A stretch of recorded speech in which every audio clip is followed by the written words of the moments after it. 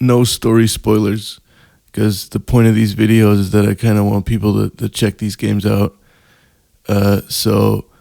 Yeah. Can I get an amen? Can I get an amen? Today we are here in the Church of Translation, where the old are reborn and become a new. Blah, blah, blah, blah. Aye. Psst. Aye. Look at what I got here.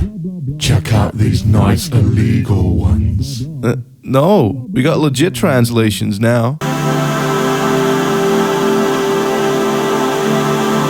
Yeah. Shut your traps, pie holes, mouths, and plug up the other orifices too. I know that there's some dope fan translations out there, and I'll get to those in due time. Though, if you happen to watch my vids, specifically the Japan-only ones, then you might be happy to know that some games featured on those are now, at least in some form, playable in English. Which is great, but what's just as great is the very surprising trend of the hella late localization. The Sexy Suda Silver Case game sort of started it, I think, along with Shibuya Scramble, which I also really need to cover. Then there was Scar of the Doll, aka this obscure PS1 Dojin EVN that's super dope, and then boom, there was Moon. Right around the time I dipped in and talked about the PS1 original, a localization release was announced, which made me and Goku very happy. And then, just as I was thinking about maybe talking about some Japan-only SNES games or NES games, think of Live Alive or something, suddenly there was an announcement for Famicom Detective Club coming to the Switch. And then, a little old game got announced, pretty much out of nowhere, called Kowloon Highschool Chronicle. Kowloon you may also know from a Japan-only video I did, only this one had MIDI Arabic skill music, goddamn PSP font despite it being a Switch game, really cool old school looking anime art, random 4x3 and pixelated bits, and a really nice looking UI. I thought that someone had made a game just for me randomly on the Switch, but little did I know it was a little known Japan-only PS2 game localized a little bit late.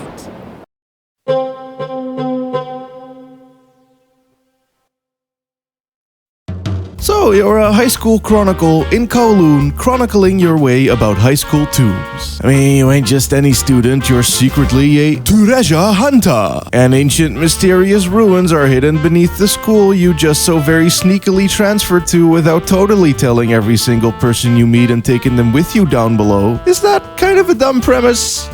Maybe, but does it matter? No. Cause how else you gonna make fun friends and have fun dungeons and fun VNs and fun systems and numbers up the ass alling at the same time? The game's got a lot going on. Everything from crafting and in-depth social linking to this decently unique turn-based battle boy that's as surface level simple as it is fiendishly complicated. And how it keeps all of those things separate yet together is through a very linear and clear-cut structure. Dating semi-VN by day, dungeon puzzle mystery solving by night. Big story in school, huge gameplay underneath it. Light exploration on map, heavy exploration within the tomb. And goddamn, does this game ever start?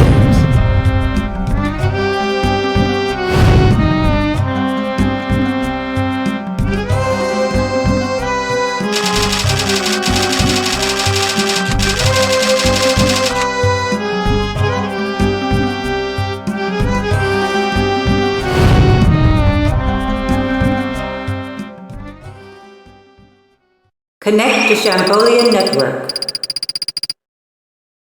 Right away, it's got style up the ass, with the PSP fonted quotes going to red, the badass eerie title screen, and the weirdly abstract opening title card using layers of real-life photos, to the cool boot sequence, and then, whoop, there you is, rough in a dungeon. Thing is that Kowloon's whole vibe is techno-tomb.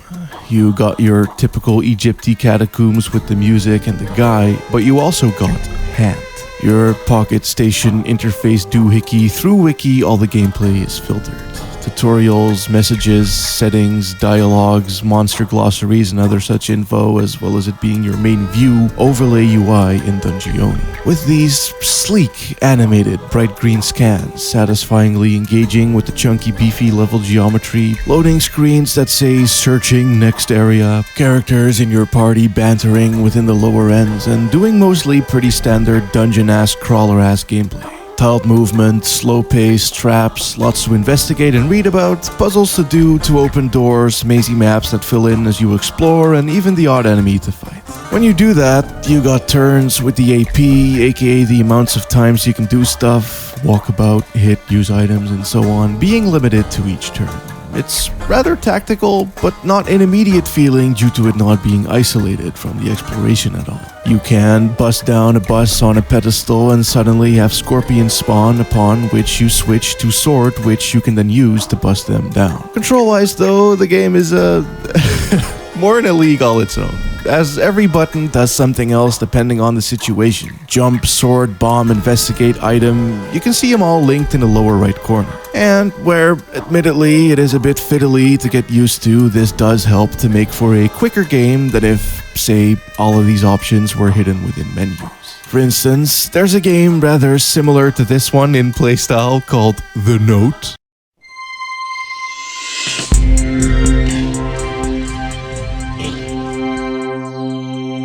Man, look at this dude. Seeing as you also have very high levels of interactivity in its blocky, dungeony areas, only, as you can see, it's all a bit, obscured. Lists upon lists, so it took a good 15 minutes just to get the fucking curtains figured out. Which ain't an issue you will run into here in Kowloon, as your options are contextual and more readily available. And so, it essentially allows itself to engage in increasingly more complex, immediate, and varied situations than what more compartmentalized games like this are typically able to do. Riddles, platforming, block puzzles, item combining, grappling hooks, crawling through hovels, escaping rolling boulders and spiky roofs, it always remains very tanky and robotic in its controls and movements for sure, but similar to the bust-down bats, all of these can be mixed or placed in sequence, which keeps things super exciting. Dungeons are also quite small, usually no more than 5 or 6 rooms, designed by hand with no copy-pasting or randomized garbage, so being in them is just sorta inherently fun. 3 members of the occult club of a senior Cult high Club? school turned up missing. Whoa, hey. The Note really is the same game. Dang. For one, it has that cryptic puzzle vibe to even the most basic of actions, with even things like opening a door requiring one to scan it first, like, oh yeah, dust it off, uncover it. If anything, it reminds me a lot of the cool exploration as seen in Metroid Prime. 不連続な反響音を確認。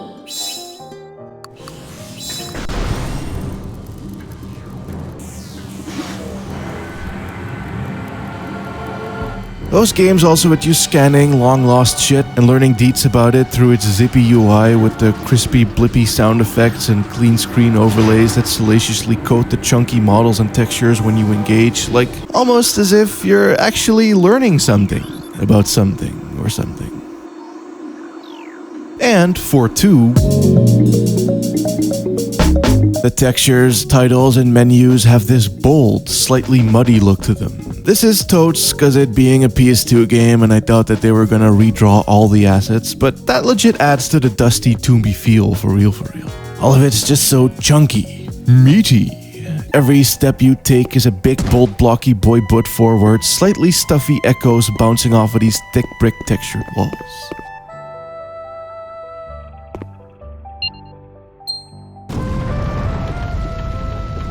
As the mysterious yet comfy music lulls you into a sense of, 別区画に移動しました。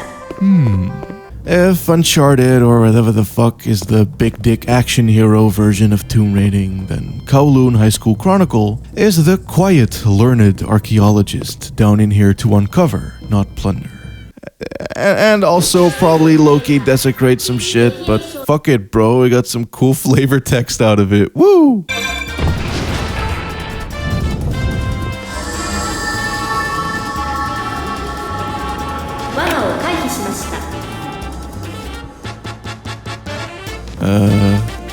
Okay. I kind of thought I would have died there, though. Yeah, the game do just sort of be like that. Thing is that dungeons aren't easy, but they aren't very hard either. I think something that's worth noting is that the game isn't super specific about what are puzzle items and what aren't, especially early on when you're still figuring things out. Though generally, shit like using the clay to put in a shaped place or using acid that the description says burns gold to burn gold is pretty straightforward, but when you don't know that the clay and the first need to be combined bottles of acids in between my office chair and rice buns and machine guns and chalk sticks and my Precious rock.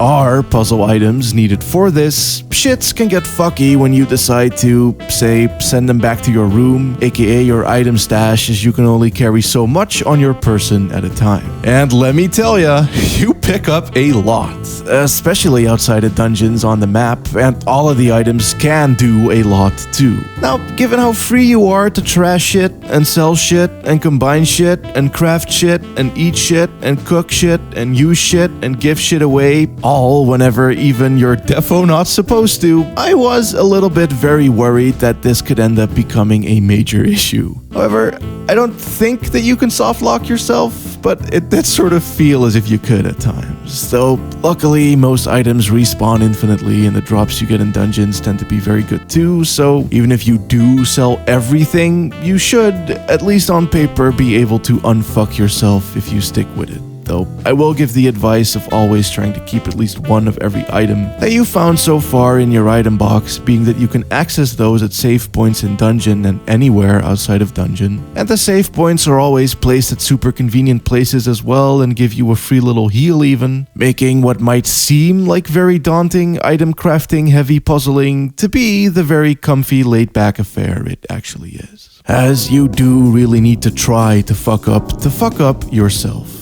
And death don't set you back shit generally, and backtracking is also pretty much only an optional thing and always very brief and short at that. Like I said, every dungeon tends to stick to a max of like 6 or so rooms, and encounters aren't random and happen only at predetermined moments, and enemies don't respawn unless you exit back to school, which you don't typically have to do unless you want items to repop. And the puzzles never re-trigger, so you can walk from the last dungeon all the way back to the first, no problem. All of them is interconnected after all, and while you only unlock those potential interconnections after you beat a boss for the first time, it's defo very fun to muse and maze your way back around, redoing old bosses now that you can pounce them easily and unlock hella secret doors, blow up walls, and lockpick vases, in order to gain all manner of secret shit that you couldn't get to initially.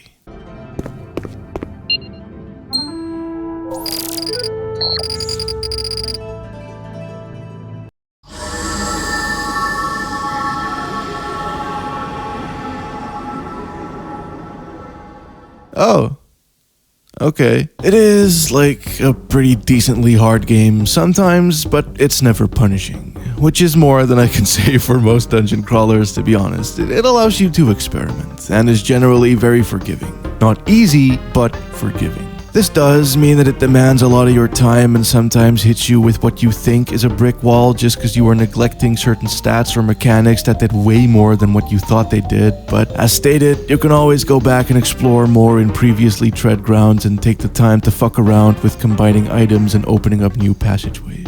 It's really easy to backtrack for a couple of hours and come out feeling like you've gained so much. EXP, items, knowledge of craftables, things to use for side quests, big hella weapons, whole new areas, and so on. Plus, even with that, it's not grind heavy or repetitive at all. Like, there's no RNG, for instance. If you reload, all the items will be exactly what they are. If you retrace your steps during a fight, enemies will do the exact same thing every time, and they'll also only have one attack, generally. This means that the game is super strategy friendly, which is also how it expects you to play. I mean, you have hella items with a lot of different uses, and so combat in and of itself is a puzzle too. This boss here is a pretty good example of that.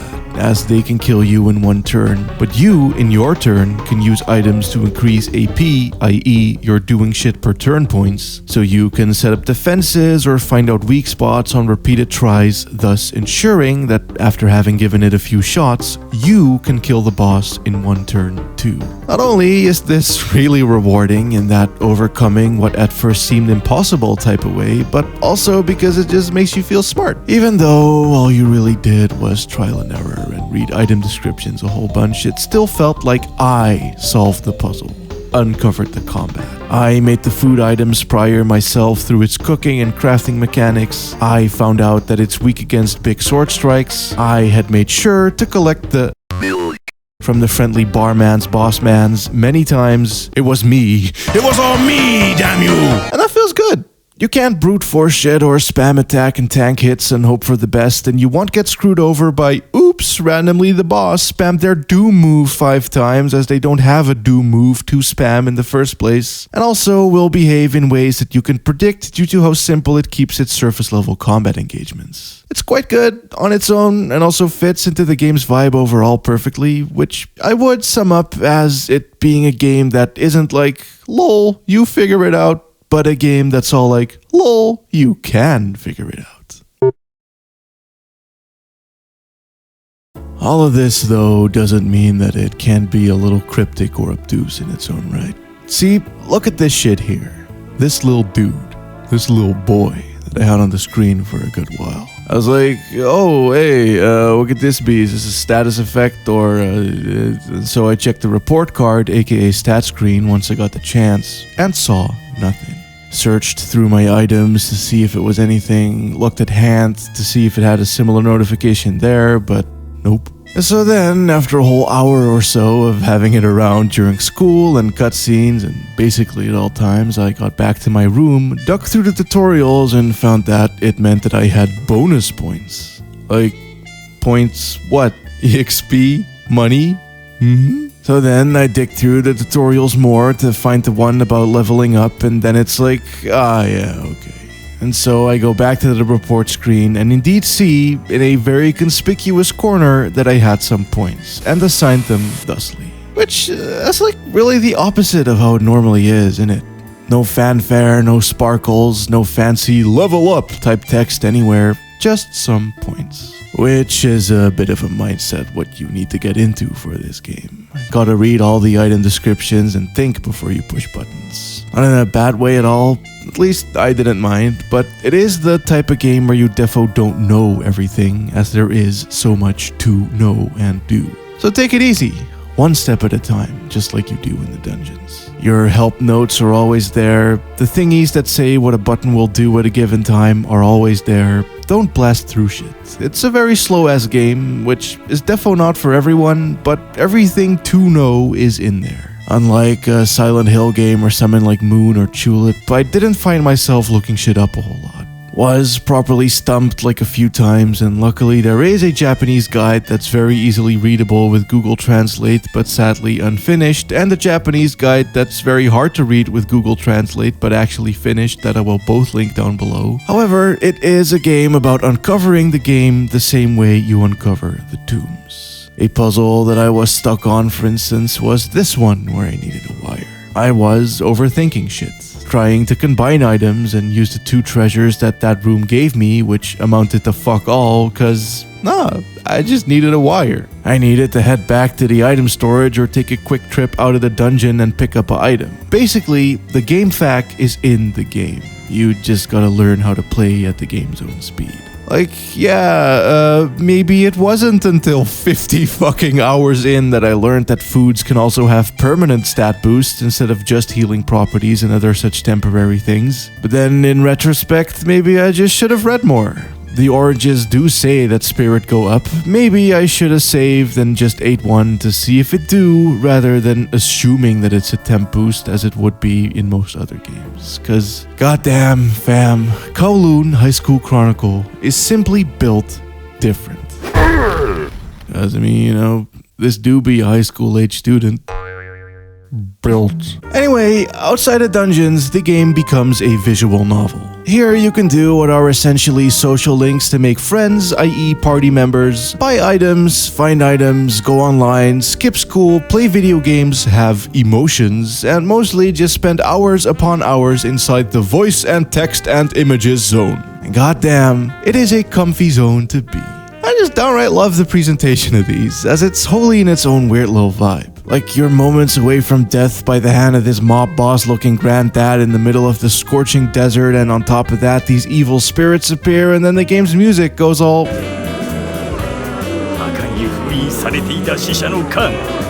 was like, what the fuck is this ghost jazz? これは何本に見えるね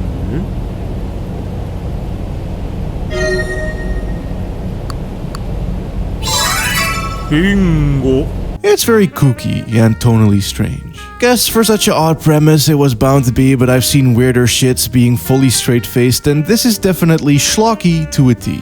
Though, yeah, the combination of crusty old photos and beautifully fine-lined hand-drawn art fucking owns. Has this cool scrolling effect to it too, and this awesomely stylized map screen and excellent roll and jazz that's either sleuthing and mysterious as you learn about the secrets in school, or upbeat and chill as you chill with the homies. It's very dating simmy in its structure, actually, just infused with occult shit. And I'm not just saying that because the school consists out of nothing but pretty girls and ghost stories and aliens and curses and pandemics that you obviously all get to uncover, but also because you got your room with all the room things like saving, inventory management, going over mail, etc. The school premises is basically a whole ass town too, with all kinds of places to go and people to meet. You got the classes through which you get story, but also stats, and of course, well over half of the cast is fuckable and friendable, but also multi-layered and sub-storied and interconnected through all of the many extracurricular activities and school skippings and story arcs. In terms of it being a dating sim though, it is far more linear. There's no classes that you actually have to do in that minigamey sense, and you're mostly just railroaded as the story goes, people bumping into you and events happening and such during and around the classes, though with inputs and variations based upon which, of course, and at lunch break and after school but before night you can explore, find goodies, talk to peeps, buy some shit, and engage in some side quests using the map screen. But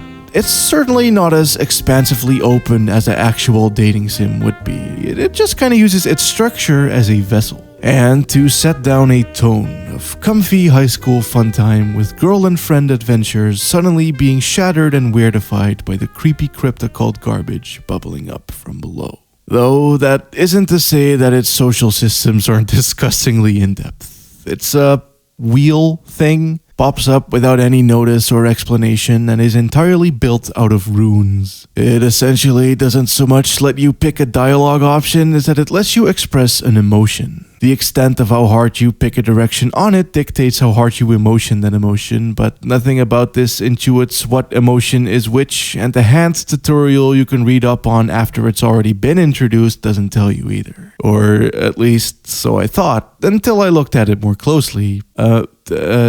Joy, love, somber, grief, cold, anger, amity, Yacht? hot? Is it hot? What? So yeah, it's not the easiest to read, but it is there, and you also get regular options too. Now, while it is totally possible to roleplay as a sad sack of shit or a grumpy bungus, it won't benefit you at all in regards to making friends, as it is not so much about what you yourself would say and feel in a particular situation, as it is about playing into what whoever you're talking to vibes with best at that time. For example, when talking to the nerdy book girl, it's good to be more inquisitive, maybe hiding what you know, and asking anyway, as showing disinterest will only piss her off, and you do also want that cozy, comfy lore. But then, as you get more buddy-buddy with her, she might actually want to start seeing you be equally nerdy and not always asking what she know. Similarly, when talking with the happy homie girl, it's good to just go along with shit and be joy at all times. And when you talk to the cool guy, he be all like, "Hey, bruh, hey, you feel the same way, bruh?" And then you're like, "Yeah, bruh, for real, bruh, hit you with the amity, bruh, amity for real, dang." And then he's all like, "Yeah, bruh, goddamn, amity, bruh, amity comedy. Or when talking to the melancholic goth girl, it's better to indulge in her sadness. Don't agree. Don't be happy. Just also be sadness. Then there's the rock dude who likes you to like rock. Like a lot. Like love, even. Big emotion. Liking emotion. Which is where I draw the line, personally. And yeah, that also brings me to the cast being rather odd. It's a strange school, and so it's going to attract pale bishy goth guys and rotund cult leaders and sketchy-ass detectives and a samurai with an eye patch and le flamboyant defo not great, but I mean it's from 2004 and is certainly a lot better with this stuff than Atlas ever was. Effeminate friend character. It is, even just devoid of everything the game does with it, a fairly interesting cast to be around as everyone is their own little person with their own quirks, moments, and mysteries to dive into. Some dark, some more lighter, some very unexpected, and some arcing and changing over the course of the whole ass game, but all somehow linked to the overall occultage, which you can only learn about if you hang out with them properly. Not to mention that the school also has its own fucking cemetery and a very high rotation of new transfer students and teachers who often end up going missing and shit. And of course, there's also the ancient fucking demon tomb. There's a lot going on at once, and it's all presented with the biggest, comfiest mystery high school VN vibes possible. Besides, when you do make friends enough with someone, you can take them into dungeon as party members. Not in the traditional sense exactly, as they sorta act as stat boosts, like the smart girl increasing intelligence and the quality of hints you get or something like that. And they'll also have special attacks that might trigger from time to time, or heal you up and provide other support, generally during boss fights. And also some little limit breaky AoE type moves, and they'll even provide items and some much needed dungeon banter. Shit's great. Overall, in between this, the emotion wheel, the depth of everyone, the split paths and options during VN, it not being fussy about the differences between friendship and romance, and the special requirements based on who, what, where, and you, this game provides many fun ways to really get you to pay attention to each character's character and be automatically more invested in who they are, while ultimately keeping its systems decently simple on a surface level front and adding bigly to the game in general, mechanically, in the background too. And all this for a fucking toy box remaster.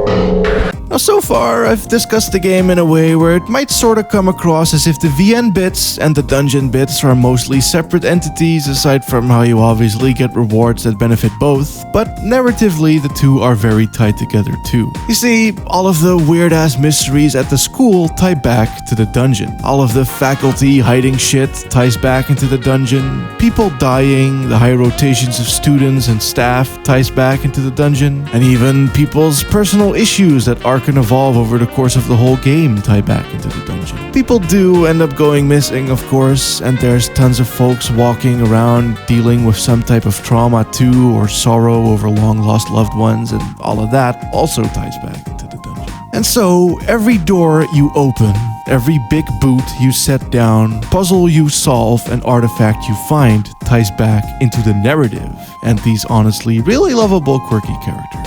With each floor of the dungeon, deeper and deeper down, you uncover something new or find a thing to help someone out up above. Thing is too is that you can't just hop in whenever to grind away. There's no filler days or filler floors. Every time you head on in there, it is with a plot-driven purpose, and you only come out once you have something to advance. As I've said before, it is a very linear game, which isn't dating simmy or dungeon gamey at all, but it uses this to its benefit to fuse both things together into a really cool, heartfelt story that I had no problems getting into at all. I mean, I felt things, learned things, I laughed, I smiled, I hummed many times. It's really fucking good.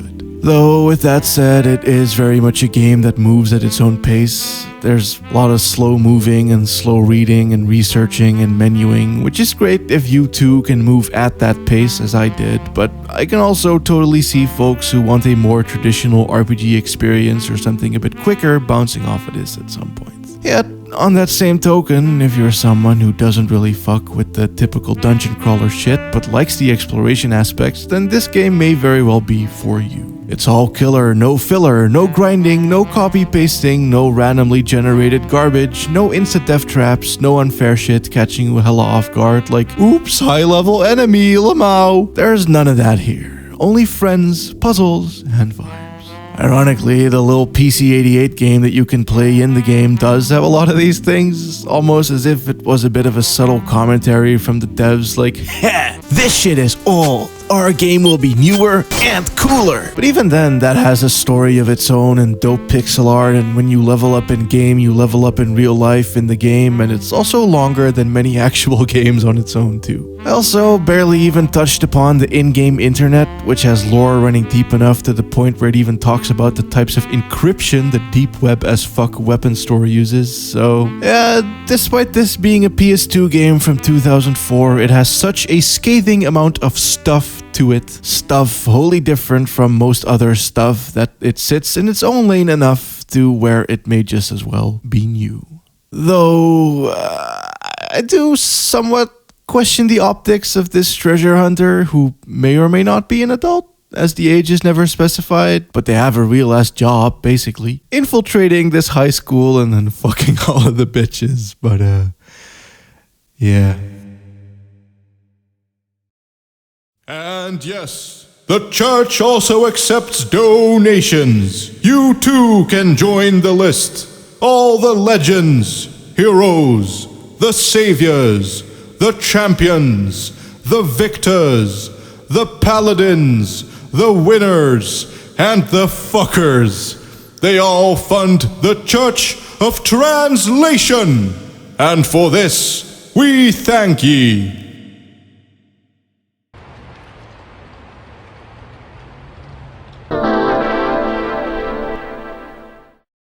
Where Kowloon was more dating simmy dungeon crawly, Famicom is much more of a traditional Japanese adventure game. Snatcher-esque interfacing, linear as fuck with no branches, and at the town and at the high school, thus leaving the detective club gang to go on wee journeys relating to both. Thing B is that this game is sorta the progenitor, as it originally came out all the way back in the ancient 80s, along with that one game by the Dragon Quest guy and that game by the Final Fantasy guy, which is why VNs are JRPGs in Japanese, actually. Shit was made by Nintendo themselves too, which feels odd as that's not really a company known for visual novels at all. Sure, they got some good story-driven titles, and their platforms like the DS certainly hosted many Kino shits, but it's just strange seeing the Nintendo R&D name attached to a game like this.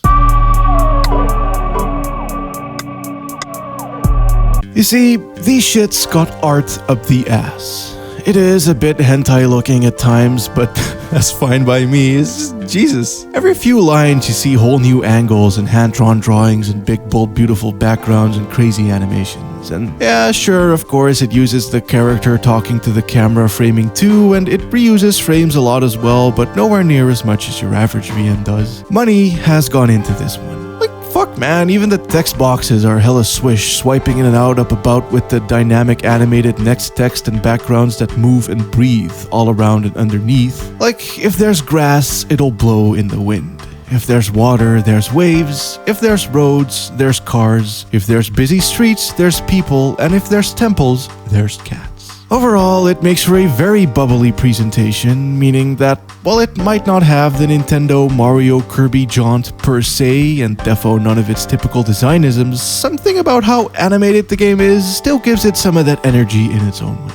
Summery is the vibe I'd say it has most of all. Big blue skies, cicadas a bum, lush greenery and golden god rays pouring out of the windows when inside, musky husky nights, sweaty back streets and chill breezy upbeat music accompanying most of it. All of which it uses to tell two stories as it's actually two games. The Missing Heir is the first and The Girl Who Stands Behind is the second, and doubles as a prequel. In Air, you play as a boy named Ned, who has amnesia after waking up from an accident, but is also part of the detective club, and so you'll bet your ass he'll detective his own ass while hauling ass down the coziest town to serve a murder mystery relating to it being that he mysteriously lost his memory while on this case prior to the game beginning, resulting in tons of interestingly placed twisty holes for mystery pegs that otherwise would have felt cheap. And the prequel is also about Ned, but younger, caught up in a high school dead at school. Goes into a more spooky, ghostly direction than the super grounded first one. 1 and 2 was also a goddamn Satellaview broadcast. You know, that thing with the online, before online, with the disk drive and stuff. I'm sure you heard about it before. Nintendo YouTubers exist. You watch them, don't lie. Either way, it's much faster paced, a bit more actiony, big cities, sexy districts, and the cast is a bit more extra than one's too.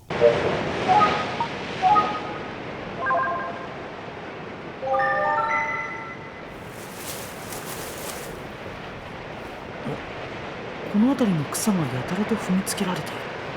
そういえば、ハイヒールが一つ落ちてる。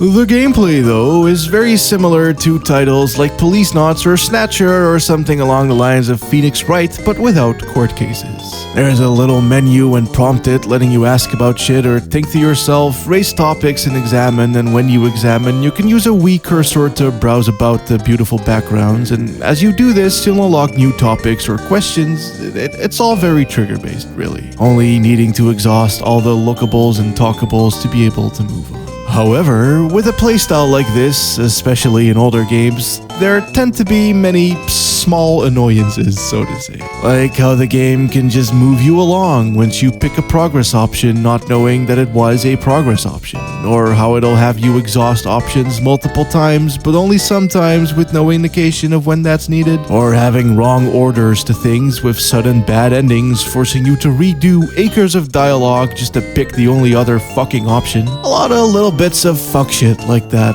can really add on to the tedium. Many PC 98 games used to pull shit like this, and with this being a Famicom title originally, I was fully expecting it to do so too. Though, luckily, it's actually pretty well streamlined. It does make you do multiple takes of one topic or examine, but when it does, it tends to be sorta obvious due to how an option can leave a conversation hanging, and for the most part, progress will be labeled in yellow and only the travel option, i.e. leaving the screen you're on, blocks you off from exhausting the other pickables. Sometimes it does leave you with a lot of options to select, and it can feel like you're just sort of going down a list for the sake of hoping to trigger something rather than being a proper detective with a purpose. But for two games that predate most of the games that do this worse, it could have been a lot, well, worse. Besides, it has a way with making all of the small mundanities interesting, as every character has a something. An illness, a traumatic memory, a thing to hide, a dark secret, a potential motive to be involved. The whole cast is tied up together, so one person's quirks may reveal more about another's, no less relating to the environments as well, meaning that every little bit of dialogue and flavor text has a way of either really setting down a vibe, or having it slowly peel away at the ever snowballing and evolving mystery that is both plots as a whole. I'd love to give some examples of stuff to fully highlight how it do, but both titles are pretty brief and decently paced, so it would quickly diverge into spoiler territory, which is not where I wish to go. But it reminds me a lot of how Singh would later write the Hotel Dusk games, if that means anything to you. On the other hand, though, much like how I mentioned gameplay-wise, it doesn't do a whole lot to make you feel like you're part of the detective process. You're not cross-referencing data like Phoenix or being all man's nut. Danganronpa style with the action shooting, word bang cases, or deep digging through wrong option sensitive dialogue gauntlets a la Dusk. As, well, those are all games that built off of these. Nuts. Yeah, let's do that, but with a twist. Making this feel sorta twistless, though I don't really see it as a bad thing. You ain't involved that way in TV shows or movies neither, and people still manage to enjoy those somehow. And these are two very well written stories with loads of unexpected turns. It has that page-turner quality which is engaging in its own right. And hey, you can even play it one-handed. don't need more than a single Joy-Con to do all the things, and it has easily de- and activatable auto text modes. I fully recommend just getting as comfy as possible for this one and taking in this cool as fuck duo of murder mysteries. Doesn't have the wacky eccentric casts or crazy gimmicks or the textbook funny or the textbook horny moments. Certainly not in the first one, which you could see as dated, but could also just as well be seen as a refreshing change of pace from what your average Japanese adventure game is up to nowadays. Oh, and by the way, don't take me not having a large amount to say about these two and tagging it along to a video about another game as a video on its own wouldn't be much as me thinking that it's not worth playing or talking about. It's just that doing so, as stated, would mean instant spoilers, and just like Kowloon, I'm doing this more so to shine a light on these shits than anything, so no point in spoiling the point, right? Because for as simple of a story as these Famicoms be, they really fucking go places. Tons of cool details that hang around long enough for you to take them for granted that suddenly get subverted in a big and not cheap feeling way. It lulls you into a sense of comfort with its comfiness and happy-go-fucky attitudes, ensuring that every twist hits and that you also never really see him coming, as the cum is never quite in plain sight, or even perhaps hidden right below your own nose, or even the very people you met was the cum you came along the way. Either way, I hope the trend of hella late localizations continues. Square already dropped the Mana games on us from the SNES days, so maybe they could do Racing Lagoon next? Maybe also Spike Chunsoft could give us Moonlight Syndrome or any of the Twilights. Maybe some of the Jake Hunters or whatever could make it over. Perhaps Sega could give us those old-timey Japan Yakuzas? Who knows? Many of these you don't even have to remaster. As Moon showed, a simple port with English text is more than enough. No need to scale up or re-render renders or nothing. Just give me fucking Racing Lagoon in English, goddammit. Kowloon is also part of a bigger sort of series type thing based on a very similar looking PS1 game called Tokyo Majin, which counts Tokyo Twilight Ghost Hunters and a few other games. Could bring some of those over too. I wouldn't mind it. Or what about the GOAT, the God, Tokimeki Memorial? Endless possibilities, suddenly seeming much more likely day by day. And hey, that's pretty fucking cool.